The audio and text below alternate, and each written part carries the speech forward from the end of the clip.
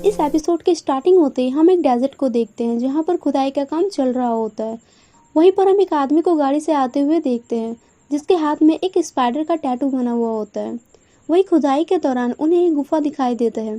वो आदमी उसके अंदर चला जाता है जहाँ पर एक कब्र में उसी स्पाइडर के निशान को हम देखते हैं। वो आदमी जैसे ही उस निशान पर अपना हाथ रखता है उस कब्र में से एक तेज रोशनी बाहर आती हुई दिखाई देती है और तभी उसमें से एक बड़ा सा मॉन्स्टर बाहर आ जाता है। उस आदमी के चिल्लाने की आवाज़ सुनकर के वहाँ मौजूद सभी लोग भागने लगते हैं। सभी की जुबान पर बस एक ही नाम होता है, काबूर। और फिर उस गुफा का दरवाज़ा भी बंद हो जाता है। अब यहाँ से सीन चेंज होता है और हम मार्क और ओमनी मैन को देखते हैं। मार्क अपने फादर के साथ ट्रेनिंग कर रहा होता है और वे दोनों घूमते हुए माउंट एवरेस्ट में चले जाते हैं जहाँ पर नॉलन उससे कहता है कि उसने अर्थ से पहले बहुत सारे प्लैनेट को बचाया है, लेकिन जब से उसके ग्रैंड पेरेंट्स की डेथ हो गई थी तब से वो अर्थ को प्रोटेक्ट कर रहा है और अगर कभी ज़रूरत पड़ी तो उसे अर्थ को भी छोड़कर जाना पड़ सकता है। और वे मार्क को भी ये समझाते हैं कि अगर कभी ज़रूरत पड़ी तो तुम्हें भी दूसरे प्लैनेट को बचाने के लिए अर्थ को छोड़ना पड़ेगा। अब हम रेड रोज जो कि गार्डियंस ऑफ द ग्लो का टीम मेंबर था उसकी वाइफ को देखते हैं। वो डेबी से कहती है कि उसे यहाँ पर नहीं रहना, उसे वापस रसिया जाना है और इसके लिए उसे डेबी से मदद चाहिए ताकि वो अपना घर बेच सके, क्योंकि डेबी रियल एस्टेट में काम करती थी। जब डेबी अपने घर वापस आ जाती है तो वो डिटेक्टिव डेमन की बातों को लेकर के काफ़ी परेशान होती है और इसके बारे में वो सर्च भी करने लगती है कि तभी वहाँ पर ओमनी मैन और मार्क आ जाता है, जिस वजह से वो सब कुछ बंद कर देती है। जिसके बाद मार्क एम्बर के साथ एक फेस्टिवल में चला जाता है। मार्क अब एम्बर को काफ़ी ज़्यादा पसंद करने लगता है। वहीं हम डिटेक्टिव डेमन को देखते हैं जो कि नॉलन की सच्चाई बाहर लाने के लिए सबूत इकट्ठे कर रहा था। वहीं नॉलन को भी ये पता चल जाता है कि डिटेक्टिव डेमन उसके घर पर आया था उसकी वाइफ से बात करने के लिए और वो डेमन के सीक्रेट बेस में चला जाता है। वो उससे कहता है कि आज के बाद मेरे घर या मेरी फैमिली के सामने नज़र मत आना।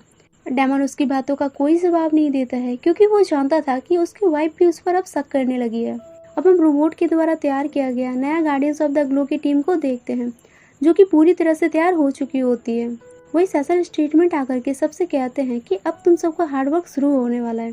सेसल के जाने के बाद रोबोट रैक्स से कुछ बात करता है और इसी बीच वो उसको एक फिन चुभोकर उसका ब्लड का सैंपल ले लेता है। वहीं नॉलन और डेबी जब बात कर रहे होते हैं तभी नॉलन को किसी का आहट महसूस होता है और उसे लगता है कि कोई दुश्मन आया है, इसलिए वो उसके गले को पकड़ लेता है। पर लाइट ऑन करने के बाद वे देखते हैं कि वो सेसल स्टेटमेंट होता है जो कि नॉलन से कहता है कि उसे उसकी मदद चाहिए। वो कहता है कि 4 एस्ट्रोनॉट्स मार्स पर जा रहे हैं और वो नॉलन से भी उन्हें प्रोटेक्ट करने के लिए जाने को कहता है। ये सुनकर मार्क कहता है कि वो भी वहाँ पर जाना चाहता है पर नॉलन उसे मना कर देता है क्योंकि वहाँ बहुत ज़्यादा खतरा होता है और ये मिशन 2 हफ्ते का होता है। ये सुनकर मार्क भी पीछे हटने लगता है क्योंकि उसे भी एम्बर के साथ एक डेट पर जाना था। पर उसकी मॉम उससे कहती है तुम जिस टाइप के सुपर हीरो बनना चाहते हो तुम वही बनो, पर इतना याद रखना कि सुपर हीरो की लाइफ कभी आसान नहीं होती। ये सुनकर मार्क वहाँ जाने के लिए तैयार हो जाता है पर इससे सेसल स्टेटमेंट को बिल्कुल भी खुशी नहीं होती है क्योंकि उसका प्लान नॉलन को वहाँ पर भेजने का था ताकि वे अच्छे से इन्वेस्टिगेशन कर पाए कि नॉलन ने गार्डियंस ऑफ द ग्लो के मेंबर को मारा है या नहीं। अगले दिन मार्क मिशन के लिए निकल जाता है बिना किसी को बताए। वही नॉलन डेबी पर गुस्सा करने लगता है क्योंकि डेबी ने मार्क को मार्स पर जाने की परमिशन दे दी थी। फिर वे दोनों कपल से एक डेट के लिए चले जाते हैं जहाँ पर वे काफ़ी सारी बातें करते हैं। इसी बीच नॉलन उसे ये भी कहता है कि सेसिल को लगता है कि गार्डियंस ऑफ द ग्लो के सभी सुपर हीरो को मैंने मारा है, पर मैंने ऐसा कुछ नहीं किया है, तुम तो मुझ पर भरोसा करो। पर डेबी को भी उस पर भरोसा नहीं होता है, कहीं ना कहीं उसे भी नॉलन पर शक होने लगता है। पर नॉलन उससे बार बार यही पूछता है कि क्या तुम मुझ पर भरोसा करती हो, कि तभी वहाँ पर एक बड़ा सा ड्रैगन आकर के अटैक करना शुरू कर देता है। नॉलन सभी को बचाने के बजाय वहीं पर बैठा होता है। डेबी ये देख करके उसे सभी को बचाने के लिए कहती है क्योंकि वो एक ओमनी मैन है और लोगों को बचाना उसकी जिम्मेदारी है। पर नॉलन उससे कहता है कि इस वक्त हम वेकेशन की छुट्टी पर हैं और सेसल स्टेटमेंट के आदमी खुद इसे हैंडल कर लेगा। कि तभी वहाँ पर सेसल स्टेटमेंट के आदमी आकर के उस ड्रैगन को ब्लास्ट कर देते हैं।